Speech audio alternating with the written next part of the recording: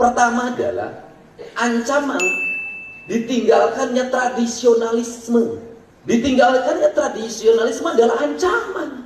Kenapa? Orang kehilangan tradisinya. Di kampung kehilangan tradisinya. Gak ada lagi anak-anak yang main kucing sumput. Gak ada lagi anak-anak yang main kecor. Gak ada lagi anak-anak yang main petak umpet. Gak ada lagi anak main dapur. Semuanya, komunitasnya hilang. Digantilah dengan playgroup. Playgroup gurunya harus digaji. Anak-anaknya distrukturalkan, harus diseragamkan. Pola permainannya diganti oleh pola permainan proyek. Ada alat peraganya, ada beli sorodotan, ayun-ayun, semuanya berbasis duit, berbasis proyek. Nilai-nilai alamiah yang itu menyatukan manusia dengan lingkungannya runtuh. Dari situ anak lagi tidak mengenal lagi pematang sawah, anak tidak lagi mengenal perikanan, anak tidak mengenal sungai, anak tidak mengenal danau, anak tidak mengenal pohon, anak tidak mengenal oksigen. Semuanya tidak dikenalinya. Dia hilang dalam pikirannya. Apa dalam masa depannya? Akhirnya dunia pertanian runtuh. Kenapa dunia pertanian runtuh? Runtuh sebentar lagi, 25 tahun lagi runtuh. Kenapa? Tidak ada lagi generasi pertanian Indonesia. Saya tinggal di desa.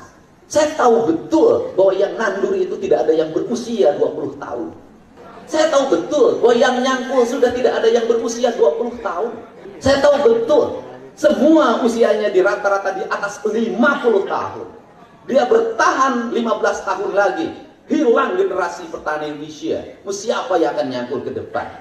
Kemudian orang ngomong teknologi. Lari lagi, kan bisa menggunakan teknologi. Emang teknologinya teknologi mana yang akan digunakan? Berarti orang harus beli pembajak sawah, orang beli drone. Pertanyaannya adalah, kuatkah petani kita beli drone dengan harga petak sawah hanya 1/4 hektar? Cina itu drone lahir karena tradisi. Mesin traktor lahir karena tradisi. Jepang juga karena tradisi. Karena dia tradisi membajak, maka dia merubah pola pikirnya. Besok ganti mesinnya, besok ganti mesinnya, besok ganti. Bukan. Indonesia teknologi lahir karena mode, karena gaya hidup. Drone jadi gaya hidup. Orang-orang beli drone, nggak tahu tujuannya apa. Semua OPD pakai drone. Tujuannya apa? Bikin film untuk TikTok. Nolah Jonate Ewo. Sedih. Drone mahal-mahal, lainnya sautik, komen sautik, bicarakan anak buah nanti, komen atau siapa komen cicing wae, eta bapak tadi pakai drone gaya, kacau. Saya kalau menjadi terminologi politik, orang meragukan berpolitik saya dari dulu.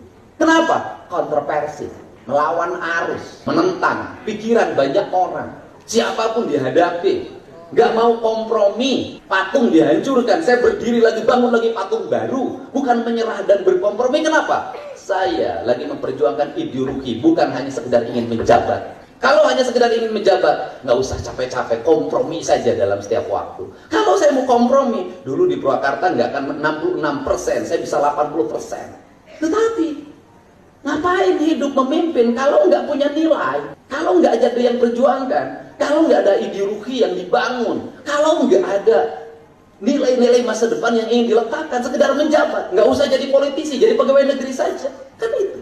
Nah, tetapi menurut saya guru nggak boleh begitu. Guru tidak tergantung pada struktur jabatan, karena guru adalah linuhum. Dia adalah orang-orang yang diletakkan di altar, yang guratnya itu adalah gurat air. Kemudian dalam bataranya, batara Wisnu, dalam kabataraan. Karena untuk itu dia adalah bebas nilai. Karena dia bebas nilai, dia tidak bisa diintervensi oleh siapapun. Dan guru tidak boleh ada rasa takut oleh siapapun.